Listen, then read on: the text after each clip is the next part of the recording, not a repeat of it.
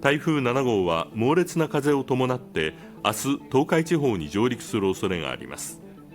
この影響で新千歳空港では今日午前から名古屋や大阪行きなど8便の欠航が決まっています。明日はさらに増える見込みで、日本航空では道内発着の34便の欠航を決めています。